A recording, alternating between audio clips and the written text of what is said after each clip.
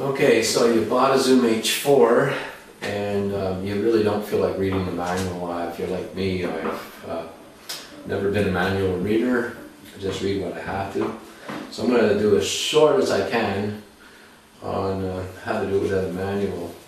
The first thing you'll notice is along here we've got MP3, 44.8, 44.1 wave, 48 wave, 96 wave. Okay, so at the bottom is the MP3s. So what I do is I use either MP3 or I'll use 44.1 as a wave file. The MP3s, let's just, I don't have the facts in front of me, let's just assume they're 10 times smaller than a wave file, the way we've got it arranged here.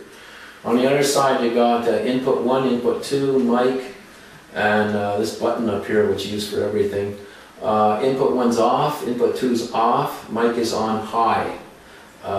Input 1, input 2 are for these things here which we're not going to show. Beyond our scope. Alright, so first of all, what does all this mean? Okay. The 48.1 is the samples per second, and if you look at it in your audio, that's that way. So if you went to 98, is it? 96, if you went to 96, you're going to double the size. And I think pretty well for nothing, unless you're actually going to mix down to that size.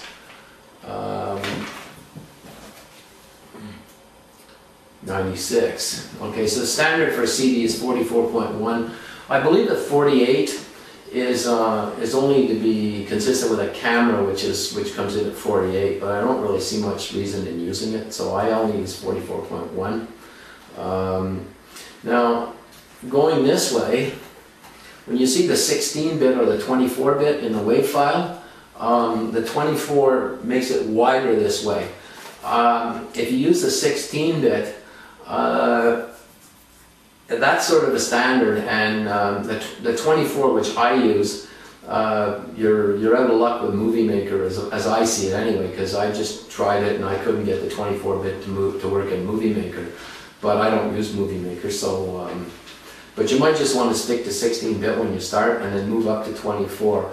I think 24 is a lot better choice because when you start mixing the music, it's given it a lot wider range than 16, and I think you can actually detect it. I think I detect it, but you never know. Okay, so that's about it for this part. The only thing is when you're working with wave files, you have the choice of when it says you have the choice between 16 and 24 bit, but when you're working with an MP3 file, it says bit on it, but it means a different thing. On an MP3 file, the bit is the size of the bit stream, which is it's actually the MP3 file. It's actually making the file bigger.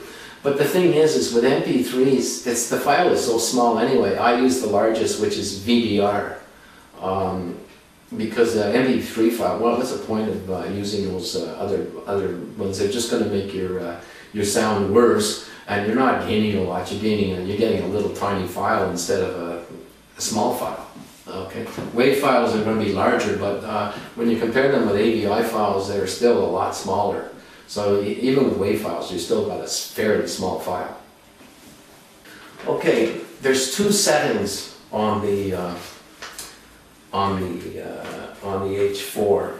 There's two ways to make settings. One is to push the menu button, which is at the bottom, push it in, and you'll get the settings, I'll call them settings 1, or you can push it at the bottom of the button, which sort of pushes that button down, and that'll give you the second set of settings. Okay, so the first set of settings I'll go through first. So let's assume we pushed it in, and then we go down to format.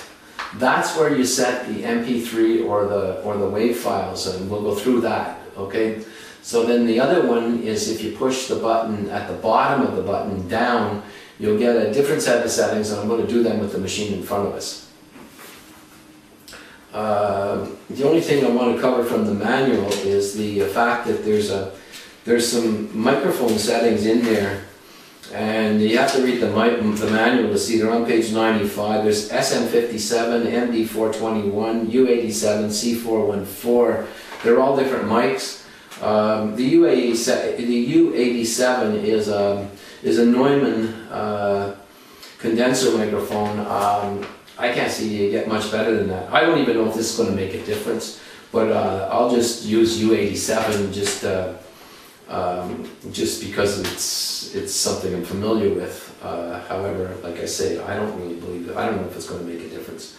Okay, but that's why you'll see some stuff in there that's incomprehensible unless you have a manual in front of you. That's what that U87 means. The other thing is, in there I turn everything off, but the auto gain, I'll leave it on, and compressors and that, all that stuff I turn off. I don't see the point of it.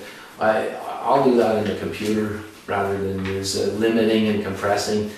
Just turn it off. I turn off everything I don't need, or I don't know what it means or care about.